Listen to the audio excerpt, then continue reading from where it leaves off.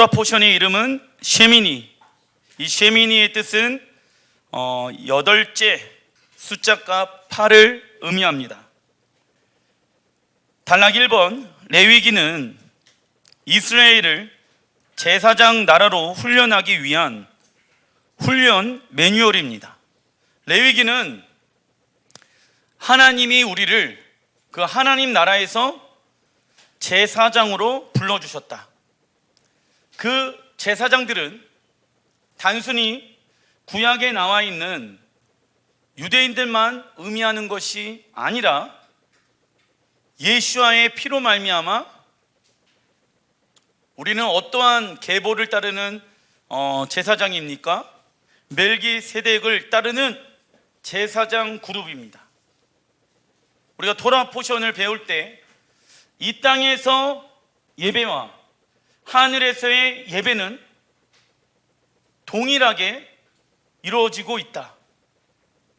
이 땅에서 하나님을 예배하는 제사장 그룹은 이스라엘의 레위 지파, 제사장 직분을 가진 자들입니다. 그리고 동일하게 하늘에서 예배를 드리는 자들은 이 땅에서 믿음으로 말미암아 예수야를 믿는 믿음으로 말미암아 예배를 드리는 자들, 그 사람들은 하나님 나라의 거룩한 제사장이 되어지는 것이죠. 자, 그렇다라고 하면은 제사장이라는 것은 구별되어진 거룩한 자, 구별되어진 거룩한 자입니다. 구별되어진 자들이 구별되어지신 하나님을 예배하는 것이지요. 우리가 어떻게 하면 거룩하게 살 수 있는지, 무엇이 정결이며 무엇이 부정함인지 세부적으로 가르쳐주는 책이 레위기입니다. 그래서 레위기의 핵심은 거기 적어놔 주십시오. 거룩과 정결. 레위기의 핵심은 거룩과 정결. 레위기 9장 1절 시작. 여덟째 날에 모세가 아론과 그의 아들들과 이스라엘 장로들을 불러다가 성경에서 숫자 7이 완전한 숫자라고 하면은 숫자 8은 무엇을 의미할까요? 새로운 시작. 그래서 숫자 8은요, 새하늘과 새 땅, 새 예루살렘의 시대를 의미하기도 한다. 새하늘과 새 땅, 새 예루살렘의 시대를 의미하기도 합니다. 성경에서 8이 전하는 메시지를 살펴보면, 첫째, 하나님께서 노아의 홍수에서 살아남은 자 8명과 함께 세상을 새롭게 시작하였습니다. 이들과 함께 새하늘과 새 땅을 창조하셨지요. 둘째, 갓 태어난 남자아이는 태어난 지 며칠 만에 8일째 되어지는 날에 할례를 받습니다. 할례를 받는다는 것은 아이가 하나님 나라의 언약 백성으로 새롭게 태어나는 것을 의미한다. 그러니까 완전하게 인간으로서 7일 동안 살았어요. 그리고 나서 8일째 되어지는 날 다시 태어난다라는 의미로 아이가 할례를 행하게 되어진다. 셋째는 하나님은 7일 동안 초막절을 지키고 나서 8일째 되는 날에 이 땅에 세워질 하나님의 나라와 혼인잔치를 임할 것이라고 말씀하고 계십니다. 이처럼 예수님께서 이 땅에 다시 오시면 이 세상을 심판하시고 다시 하나님 나라의 질서로 만들어 가실 것이다. 재창조를 위해 필요한 것은 바로 무엇일까요? 심판입니다. 그리스도인들에게 심판이란 새로운 날의 시작이다. 레위기 9장 4절 시작. 또 화목제를 위하여 여호와 앞에 드릴 수소와 순양을 가져오고 또 기름 섞은 소제물을 가져오라 하라.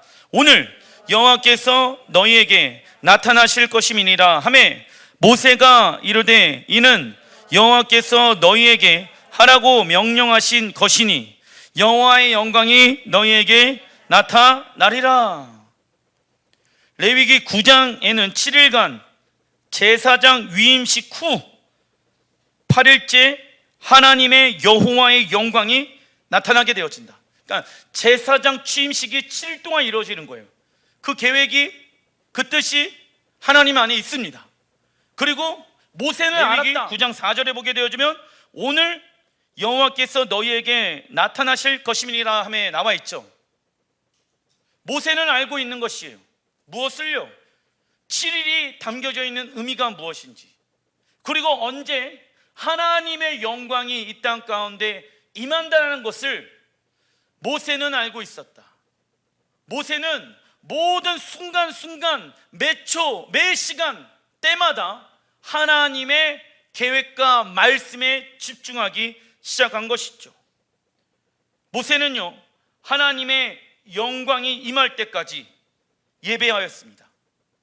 숫자값 7은 온전하게, 완벽하게 채워지다라는 것을 의미하죠. 우리도 마찬가지예요. 이 땅에서 드려지는 예배, 숫자값 7 가운데 들어가야 합니다. 온전하게 예배드리고 완벽하게 예배드리는 거예요. 그러면 숫자값 8을 경험한다. 하나님의 영광을 경험한다. 우리가 해야 하는 것은 온전한 예배. 모세가 지금 무엇을 기반으로 예배를 드리고 있습니까? 수소와 순용을 가져오고 또 기름 섞은 소제물을 가져오라 하라. 오늘 여호와의 영광이 임한다. 자, 순양과 그리고 또 수소, 기름, 소제물 가져오라. 그 안에 담겨져 있는 의미가 있다 없다? 있는 것이죠. 나를 여호와 앞에 드리는 시간들인 것이죠. 나를 대신해 그 수소와 순양에게 나의 죄를 전가시키며 내 자아가 완벽하게 없어지는 시간들을 7일 동안 온전하게, 거룩하게 제사를 드리면서 하나님 앞에 모세의 삶을 올려드렸다. 무슨 얘기냐? 목사님, 그러면 오늘부터 7일 동안 예배하면 8일째 되어진 나 하나님의 영광이 임하나요? 그 얘기가 아니라 우리가 해야 하는 것은요, 숫자값 7이다. 온전하게, 거룩하게 하나님의 말씀에 의해서 내가 예배를 드리고 있는가, 예배를 드리지 않는가, 내 삶을 점검해야 한다. 여러분, 예배를 드릴 때 갑자기 어떠한 생각이 떠오릅니다. 예를 들어서 누구랑 싸웠던 생각이 갑자기 딱 떠올라요. 그러면 왜 예배 가운데 그러한 생각이 떠오를까요? 예배를 드리는데 며칠 전에 내가 죄 지은 어떠한 말과 행동이 떠오릅니다. 왜 그러한 말과 행동이 갑자기 떠오를까요? 예배를 드리는데 갑자기 며칠 전에 이상한 영화를 보고 드라마를 본 것이 떠오릅니다. 내일 뭐 할 것인가가 갑자기 떠오릅니다.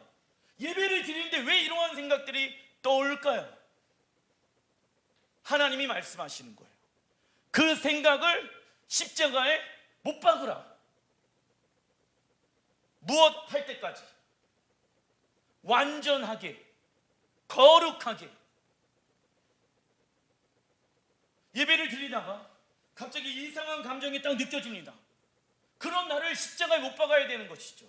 예배를 드리다가 갑자기 안 좋은 생각에 사로잡히게 되어집니다.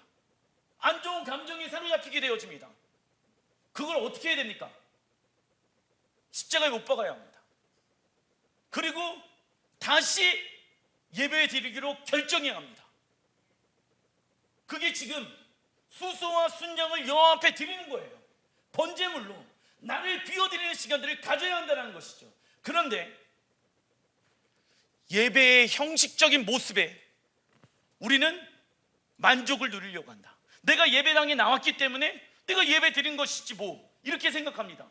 하나님은 그러한 것을 예배라고 말씀하지 아니하신다. 예배란 살아계신 하나님을 만나고 하나님의 음성을 듣는 것입니다. 하나님의 음성을 들어야 되는데 갑자기 내 생각이 떠오르고, 하나님의 음성을 들어야 되는데 내일 뭐 먹을 것인가 떠오르고, 하나님의 음성을 들어야 되는데 갑자기 드라마가 생각이 나고, 이것은 영적 전쟁이다. 그런 나를 계속 며칠 동안, 7일 동안 완벽하게 온전하게 나를 비워드리는 시간들을 가져야지 하나님의 영광이 8일째 되어지는 날 임할 수가 있다. 지금 그 얘기하는 거예요. 그러니까는 모세가 온전하게 7일 동안 예배를 드리고 나서 오늘 여호와의 영광이 우리의 예배 가운데 나는 임할 것을 믿는다, 지금 이 고백을 하는 거예요. 모세는 하나님의 영광이 언제 나타날 것인지 하나님의 시간과 계획을 알고 있었다. 모세는 하나님의 영광이 이 땅에 임하실 수 있도록 하나님의 말씀에 순종하여 예배를 드렸습니다. 하나님의 영광을 경험한 사람들의 특징은 무엇입니까? 삶의 목적과 우선순위가 바뀌게 되어지죠. 왜요? 그분의 놀라운 은혜, 그분의 역사, 그분의 위대함, 그분의 자유함을 나에게 허락해 주셨는데 내가 어떻게 이 인생이 바뀌지 않을 수가 있느냐 말입니다. 근데 이런 건 있어요. 살아계신 하나님을 만났지만 지속적인 만남의 시간들을 갖지 않는다라고 하면은 삶의 우선순위는 내가 첫 번째가 되어집니다. 근데 그의 삶의 모습 안에는 무엇이 있습니까? 종교적인 형태는 있겠죠. 교회는 나와요. 그리고 본인은 하나님을 예배했다라고 굳건하게 믿고 있다. 그러나 하나님의 음성을 듣는다, 못 듣는다. 하나님의 음성을 진짜 들었다라고 하면은 삶의 우선순위가 바뀌기 시작한다. 그러겠죠? 그 사람이 정말 하나님 앞에 온전히 예배를 드렸는가, 드리지 않았는가, 무엇을 보면 알 수 있다? 삶을 보면 알 수 있다. 하나님의 은혜를 경험했는데 어떻게 예전의 육체의 모습 가운데 돌아가서 여전히 그렇게 살아갈 수 있겠습니까? 십자가의 복음의 능력을 경험했는데 어떻게 육체의 모습 그대로 살아갈 수 있겠느냐 말입니다. 그죠?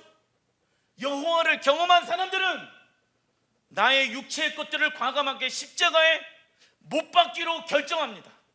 누가 시켜서 결정하는 것이 아니라 이렇게 살아가는 것이 잘못되어졌구나라는 것을 알기 때문에 과감하게 십자가에 다 버립니다. 그런데 지속적인 만남의 시간들을 갖지 않는다고 하면은 삶의 우선순위는 내가 첫 번째가 되어진다. 내 감정이 첫 번째가 되어진다. 내 뜻이 첫 번째가 되어진다. 내 모든 것이 첫 번째가 되어진다. 그리고 하나님은 몇 번째? 두 번째면 감사하지. 가족이 두 번째. 그리고 내 사업장이 세 번째. 그러지 않을까요? 자녀가 그 다음, 건강이 그 다음. 하나님은 꼬레비 뭔지 아나? 맨 마지막 꼴등. 어느 때 하나님 찾아요?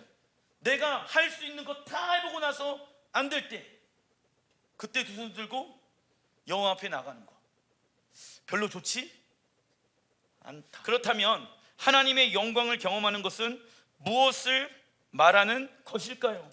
요한복음의 12장 45절에 이런 말씀들이 있습니다. 시작. 나를 보는 자는 나를 보내신 이를 보는 것이니라. 예수와를 인격적으로 경험한 자들은 하나님의 영광을 본 것이다. 즉 예수와의 삶과 가르침을 따르는 자는 무엇을 경험하고 있는 것이다? 뭐 어떠한 찌릿찌릿하고 뭐 넘어지고 쓰러지고 뭐 계시를 보고 환상을 보고, 나는 그런 사람들보다 하나님의 말씀을 따라 순종하는 사람, 그 사람에게 임한 하나님의 영광이 더 위대하고 아름답다라고 저는 얘기합니다. 아무리 하나님의 신령한 음성을 듣고 하나님의 역사가 나타나도 무엇이 없으면, 사랑이 없으면 우리는 꽹과리와 같도다라고, 교회에 하나님의 영광이 나타났습니다 라고 했었을 때 기적과 능력과 이사가 나타난 것도 있겠지만 우리는 그것 안에만 머물러 있으면 된다 안 된다?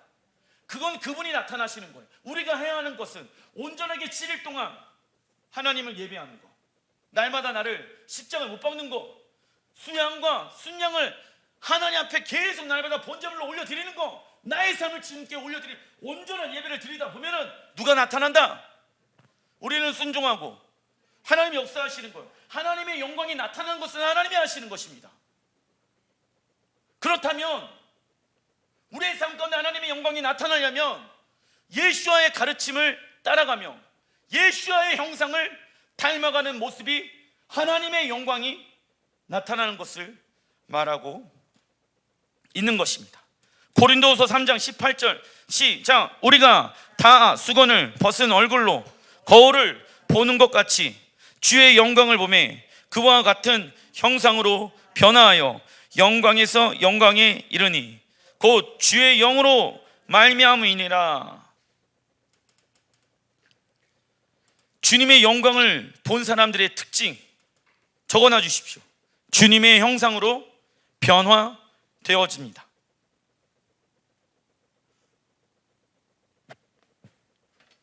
주님의 영광을 본 사람들의 특징은 주님의 형상으로 변화되어진다. 이러한 변화를 계속 경험하면서 우리가 향해야 할 최종 목적지는 하나님의 영광의 강체로 가득 찬 새하늘과 새 땅, 새 예루살렘 가운데 들어가는 것을 우리는 최종 목적지를 정해야 합니다. 하나님은 우리를 그곳으로 인도하시기 위해 삶의 중요한 순간순간마다 우리에게 나타나셔서 당신의 영광을 맛보게 하십니다. 그죠? 기적과 이사와 그 하나님의 은혜가 임하게 되어진다. 제가 기적을 싫어하는 사람이 아니다. 저는 기적을 매우 좋아한다.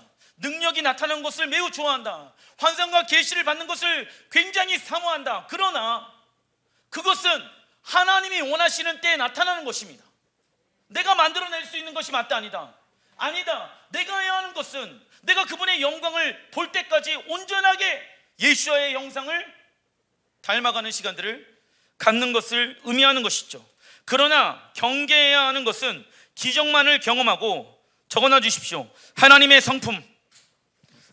성품에 대해서 관심 없는 자들이 너무나도 많이 있다. 여호와의 영광을 통해 하나님과 인격적 관계가 깊어지고 하나님의 속성, 성품, 권능을 알아가는 시간들을 우리는 가져야 합니다. 다음은 하나님의 영광을 경험한 자들의 반응입니다. 단락 2번 레위기 9장 23절 모세와 아론 회막에 들어갔다가 나와서 백성에게 축복하며 여호와의 영광이 온 백성에게 나타나며 불이 여호와 앞에서 나와 제단 위에 번제물과 기름을 사른지라 온 백성이 이를 보고 소리 지르며 엎드렸더라. 제단 앞에서 하나님의 불이 나오게 되어집니다. 여호와의 불, 이 불의 히브리 원어는 애쉬. 이 애쉬는요 세 가지 의미를 가지고 있다. 하나님의 언약의 불, 심판의 불, 제단의 불. 그러니까 언약하셨을 때 불을 주시고, 그리고 심판 가운데 있게 하셨을 때 불을 주시고, 제단에 불을 주십니다. 그리고 히브리어로 소리를 지른다라고 나와 있죠. 이 라난인데 이 소리를 지르는 게 무엇하다, 노래하다, 찬양하다, 기뻐. 그리고 히브리어 엎드리다, 히브리어 원어로 나팔인데 그 뜻은요 쓰러지다, 넘어지다입니다.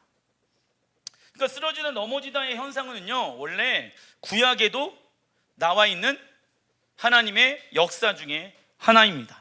이는 솔로몬 성전이 완공되어졌을 때 동일한 하나님의 영광이 나타나죠.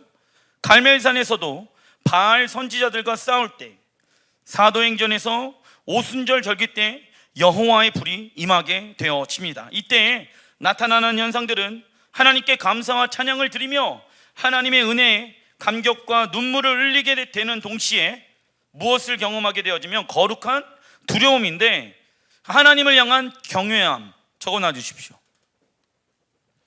하나님을 향한 경외함을 동시적으로 경험하게 되어집니다. 하나님을 만나게 되면 하나님을 사랑하지 않을 수가 없게 되며 하나님의 말씀대로 살고 싶어하는 무엇이 일어나게 되어집니까? 갈망함들이 일어나게 되어진다. 진짜 하나님을 만났다라고 하면은 그 사람의 삶 가운데 어떠한 갈망들이 일어난다. 하나님의 말씀대로 살고자 하는 갈망. 이처럼 여호와의 불은 구약과 신약 동일하게 역사하는 불이며 천년왕국 시대에는 모든 육체, 모든 세대 가운데 여호와의 영광이 부어지게 될 것입니다. 이러한 일들이 실제로 일어날 것입니다. 레위기 10장 10절 시작. 그리하여야 너희가 거룩하고 속된 것을 분별하며 부정하고 정한 것을 분별하고 또나 여호와가 모세를 통하여 모든 규례를 이스라엘 자손에게 가르치리라. 그리스도인들은 멜기세덱의 반차를 따르는 제사장으로서 부르심을 받았다. 제사장의 임무는 거룩한 것과 속된 것, 부정한 것과 부정하지 않은 것을 분별해야 합니다. 우리를 예수의 피로 거룩한 제사장으로 불러주신 이유는 써놔주십시오. 거룩하신 하나님을 섬기기 위해.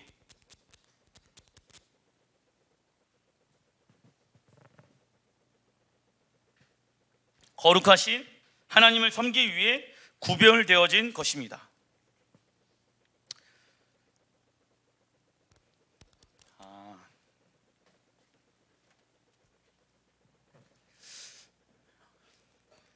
제사장은 자신이 원하는 대로 살아가면 안 된다. 무엇이 거룩한 것이며 아닌지를 영적으로 분별할 줄 알아야 합니다. 그렇지 않으면 세상과 섞이게 되어지며 하나님은 그를 어떠한 자로 여기실까요? 섞였어요. 음란한 자, 음녀.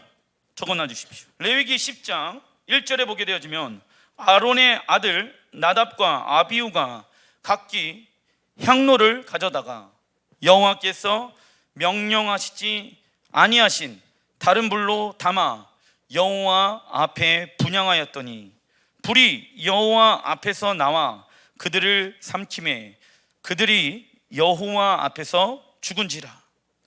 이스라엘은 7일간의 제사장 위임식이 끝나고 8일째 되는 날에 여호와의 영광을 통하여 새로운 날 가운데 들어가게 되어집니다. 모든 것이 완성되어지고 새로운 시작을 알리는 예배를 통하여 아론과 그의 아들들 나답과 아비후는 하나님의 영광을 경험하게 되어진다. 동일하게 기쁨과 감사와 찬양이 막 넘치고 나답과 아비후도 무엇을 경험할까요? 하나님의 영광, 경외함, 무거운 어떤 거룩함, 쉐카이나 영광을 나답과 아비후도 경험하였다. 그러나 나답과 아비후는 두 가지를 잘못하게 되어집니다. 첫째는 대제사장 아론이 분향하는 일을 각자의 향로를 가져다가 제사를 드린 것입니다. 자신들에게 주어진 직무가 아니었는데 그 영역을 넘보게 된 것입니다. 왜 넘보게 되어졌을까요? 교만하게 살았기 때문에. 무슨 얘기냐? 모세를 통해서 하나님의 영광이 나타나는 것을 경험하였잖아요. 이 아론과 아론의 아들들과 그 형제들은요, 계속 모세만 왜 리더십이야? 우리도 제사장이야.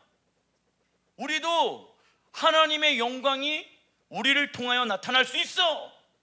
근데 하나님은 질서의 하나님.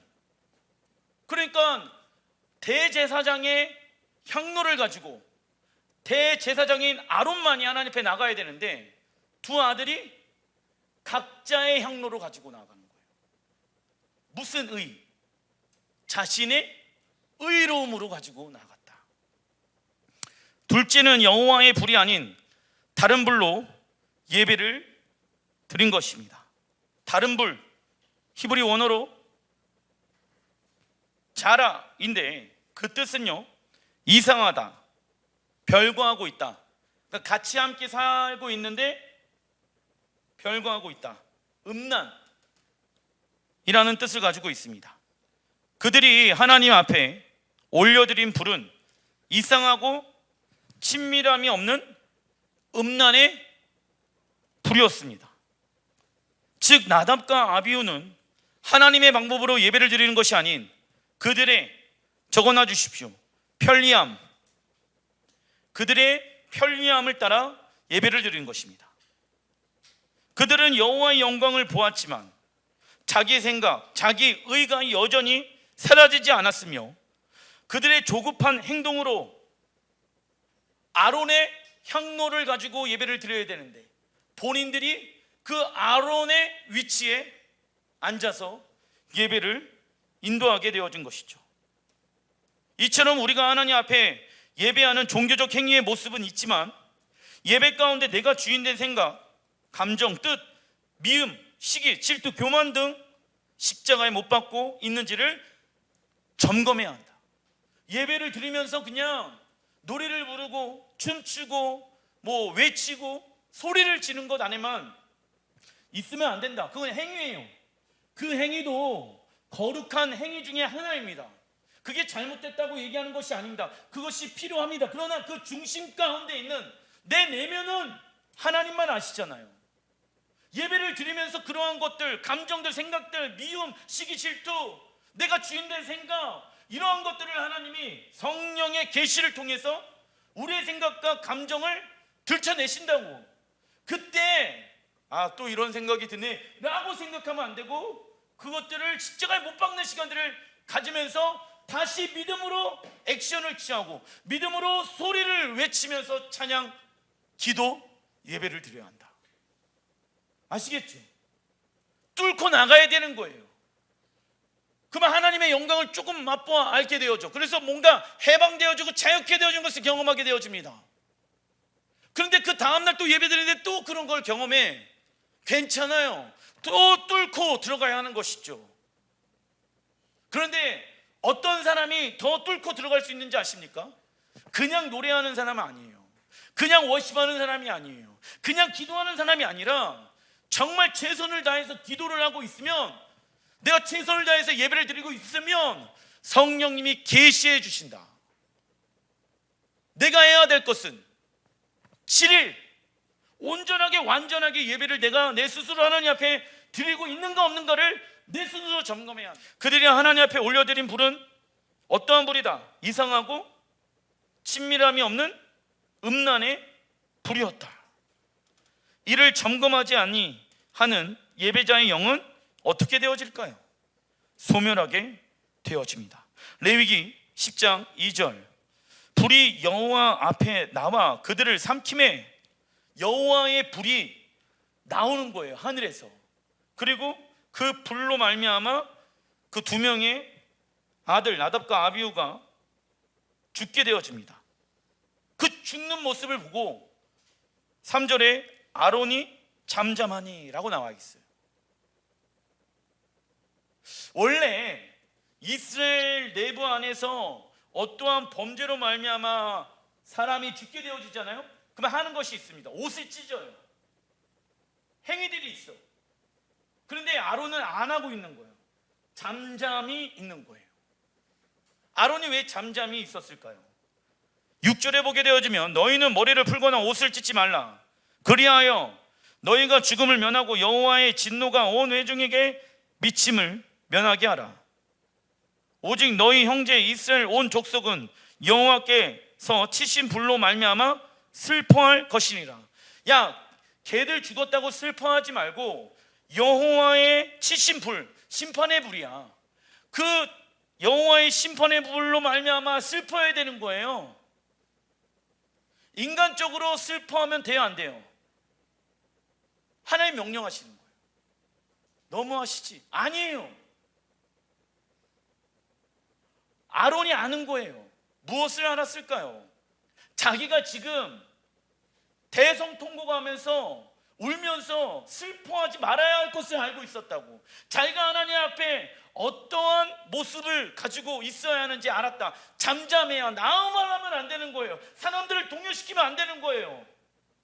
대제사장의 아들이 죽었어.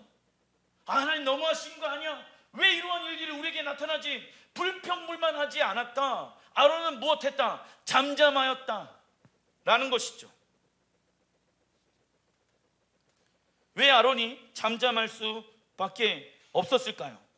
그 이유는 두 아들에게 아론은 하나님을 예배하는 자세와 중요성에 대해서 수없이 알려주었습니다. 출애굽 당시 아론은 시내산에서 금송아지를 만들어 많은 규범이 필요 없는 편의주의적 종교를 원했습니다. 당시 이스라엘은, 그리고 아론은 하나님을 버릴 생각은 없었지만 하나님을 자기 방식으로 섬기려고 했습니다. 이처럼 우리가 원하는 방법으로 하나님을 섬기고 예배하는 것이 아니라 하나님이 원하시는 방법으로 하나님을 섬겨야 한다라는 것이죠. 아론이, 저는 무엇을 추측할 수 있냐? 제사장이면, 대제사장이면 그 아론의 아들들이 이제 제사장의 계보를 이어서 대제사장이 되는 건 아니겠습니까? 하나님 예배하는 거는 이렇게 예배해야 돼. 귀에 딱지가 않을 정도로 가르치고 설명했습니다. 아빠가 실수한 적이 있어. 아빠가 우리가 원하는 방법으로 하나님은 하나님을 형상화하지 말라고 말씀하셨는데 아론은 하나님을 형상화했습니다. 왜요? 하나님을 버리고 싶은 것이 아니라 많은 규범이 좋다 싫다 싫은 거예요. 무슨 얘기냐면 하나님이 계속 십계명 주시고 토라 주시고 이거 지켜야 된다. 고달파. 우리의 삶에 어떤 문제만 해결되어지면 되는 거지. 하나님은 왜 이렇게 우리한테 많은 것들을 요구하실까? 하나님이 우리에게 많은 말씀들을 하시는 이유는 무엇일까요? 동행하자고. 우리의 삶이 구별되어지길 원하신다. 구별되어지길 원하시는 이유는 제사장은 구별되어져야 한다. 왜? 하나님은 거룩하신 구별되어진 분이기 때문에. 그 영광으로 하나님이 우리를 무엇하고 계신다? 초대하고 계신다. 할렐루야. 이 초대는 위대한 부르심이다. 우리가 하나님의 보호자 가운데 나아갈 때가 반드시 올 것입니다. 우리는 그래서 이 땅에서 구별되어진 삶을 살아가고 구별되어진 예배를 드리는 거예요. 왜? 믿음으로 말씀을 통하여서 하나님 앞에 나아가기 위해서. 이번 주 하프타라 예언서는 에스겔 36장입니다.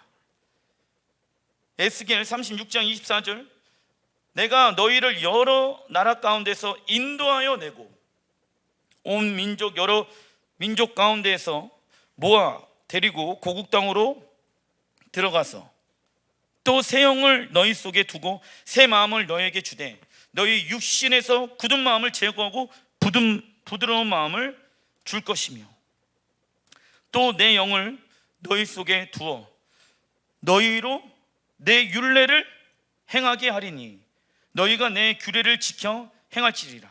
에스겔 36장은 무엇을 의미합니까? 마지막 때 예수아가 이 땅 가운데 오시는 때의 모습을 예언해 놓은 것이죠. 그때 유대인들이 굳은 마음이 부드러운 마음으로 변화되어지고 하나님의 영 성령님을 이스라엘 백성들의 마음 가운데 두어 너희로 내 율례를 행하게 하리니 나와 있죠. 그때도 동일하게 예수아가 왕으로 이 땅 가운데 오셨을 때에도 율례와 규례가 지켜진다. 그죠? 내가 너희 조상들에게 준 땅으로 너희가 거주하면서 내 백성이 되고 나는 너희 하나님이 되리라 말씀하고 있습니다. 에스겔 36장은 이스라엘의 회복과 첫 번째 곡과 마곡의 전쟁, 아마겟돈 전쟁에 대해서 예언하고 있습니다. 이때 하나님은 이스라엘과 함께 영적 전쟁하기 위한 하나님의 군대들을 무기또 이스라엘 산으로 모으십니다. 그리고 하나님의 군대들은 경배자로 세워져 있어야 합니다. 경배자란 시작 왕이신 예수야에게 영광과 육이 항복하는 것입니다. 요한계시록 13장, 이것은요 적그리스도의 특징에 대해서 나와 있는데 12절, 그가 먼저 나온 짐승의 모든 권세를 그 앞에서 행하고 땅과 땅에 사는 자들을 처음 짐승에게 경배하게 하니 곧 죽게 되었던 상처가 나은지라. 사람들은요 이 사람이 적그리스도가 나타났을 때 어떠한 사건으로 말미암아 이 적그리스도가 죽게 되어집니다. 큰 상처를 받아요. 사람들은 가망 없다, 죽었다라고 얘기할 것입니다. 근데 그는 죽은 게 아니라 살아있는 거예요. 원래 이해되십니까? 거짓의 영이거든. 쇼를 하고 있는 거야. 누구의 모습을 카피하고 있습니까? 예수와의 모습을 카피하고 있는 거예요. 왜요? 구약에 보게 되어지면 예수와가 메시아로서 오게 되어지는데 그는 죽었다가 살아난 자로 에스겔, 그리고 또 예레미야, 그리고 또 이사야에 예언되어져 있거든. 그 말씀을 성취하기 위해서 적그리스도가 큰 상처를 받아야 되는 거야. 이해되시죠? 그럼 무엇입니까? 적그리스도가 이 땅 가운데 오게 되어지면 그 특징은 큰 이적과 기사를 행합니다. 그리고 어떠한 일들을 행하게 되어지냐면 13절, 큰 이적을 행하되 심지어 사람들 앞에서 불이 하늘로부터 땅에 내려오게 하고 나와 있죠. 적그리스도도 하늘에서 무엇을 내리게 한다? 자, 갈멜산에서 엘리야가 싸울 때도 바알 선지자들도 불을 내렸죠? 하늘에서 동일한 거예요. 적그리스도도 하늘에서 무엇을 내린다? 불을 내린다. 그때 내리는 불이 여호와의 불이에요? 적그리스도의 불이에요? 그럼 분별할 수 있어야 돼요? 없어야 돼요? 그런데 불이야 하면서 그냥 여호와의 영광이 임하였다라고 뛰어나가면 됩니까? 안 됩니까? 그런데 보세요. 어떠한 일이 일어나냐? 짐승 앞에서 14절, 받은 바 이적을 행함으로써 땅에 거하는 자들을 미혹하며 땅에 거하는 자들에게 이르기를 칼에 상하였다 살아난 짐승을 위해 우상을 만들라 하더라 나와 있죠. 많은 사람들이 무엇되어진다? 미혹되어진다라고 나와 있죠. 야, 여호와의 불이 임하였다. 이건 하나님이 일하시는 것이다. 생중계되어질 것입니다. 그리고 그 모습을 보면서 믿음으로 살아가는 자가 아닌 눈으로 보는 것을 믿는 자들은 다 적그리스도를 경배하게 되어지고 미혹당하게 되어질 것입니다.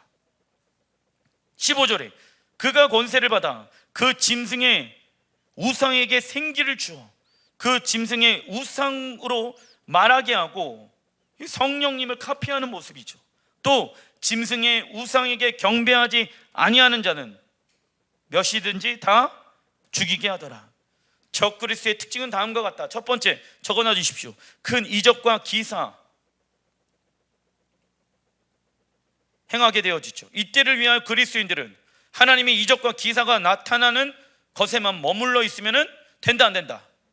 이를 통해 하나님의 인격적인 관계와 하나님의 성품을 닮아가는 시간들을 가져야 하는 것이죠. 그러나 그 이적과 기사만 행하는 것을 원하는 사람들은 다 넘어가는 거예요. 기적, 능력, 행하는 거에 집중되어져 있는 사람들은 적그리스도에게 무엇 되어진다? 왜 그 하나님의 부르심과 하나님의 기적과 능력을 경험하고 하나님의 어떠한 기름 부으심을 경험한 사람들이 왜 중간에 타락하게 되어집니까? 하나님의 말씀에 순종하고 하나님의 성품을 닮아가는 모습들이 있다 없다? 없기 때문에 그렇습니다. 둘째는 많은 이들을 무엇하게 되어집니까? 미혹해 합니다. 이때를 위해 그리스도인들은 미혹의 영을 경계해야 한다. 미혹의 영의 특징은 진정한 회개를 하지 못하게 만듭니다. 셋째, 적그리스도의 특징은 하늘에 무엇을 내린다? 불을 내린다. 이때를 위해 그리스도인들은 하나님께서 주시는 불과 사단이 주는 불을 분별할 줄 알아야 합니다. 그러나 타협의 영 가운데 있는 자들은 영적 분별력을 상실하게 되어집니다. 넷째, 많은 이들이 적어놔 주십시오. 거짓 경배자를 세웁니다. 이때를 위해 그리스도인들은 하나님이 원하시는 방법으로 하나님을 경배해야 합니다. 하나님의 영광은 불로도 상징하는데 사단도 거짓된 불을 이 땅 가운데 내리게 되어진다. 요한계시록 11장 3절 시작. 내가 나의 두 증인에게 권세를 주리니 1160일을 예언하리라. 만일 누구든지 그들을 해하고자 하면 그들의 입에서 불이 나와서 그들의 원수를 삼켜 버릴 것이요, 누구든지 그들을 해하고자 하면 반드시 그와 같이 죽임을 당하리라. 두 증인은요, 이 큰 개념으로 봤었을 땐 교회를 의미하며 1260일 42개월 3년 6개월입니다. 그러면 7년 환란 가운데 포함되어져 있는 날이 되어지게, 그 두 증인의 입에서 무엇이 나옵니까? 불, 하나님의 말씀이 나와서 예언이 선포가 되어진다. 이것은 전신갑주 중에서 공격 도구인 성령의 검을 뜻한다. 이 땅에서 이 불을 가진 제사장들이 일어나야 합니다.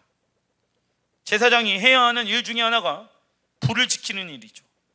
연약함 가운데 쓰러져서 이 불이 꺼져 있다라고 하면은 회개하는 시간을 통하여서 다시 성령의 불을 켜야 합니다. 우리는 멜기세덱의 반차의 제사장 직분으로 예수님께서 오실 때까지 이 불을 소멸시키지 않아야 하며 제사장의 직분을 감당해야 합니다. 기도하겠습니다.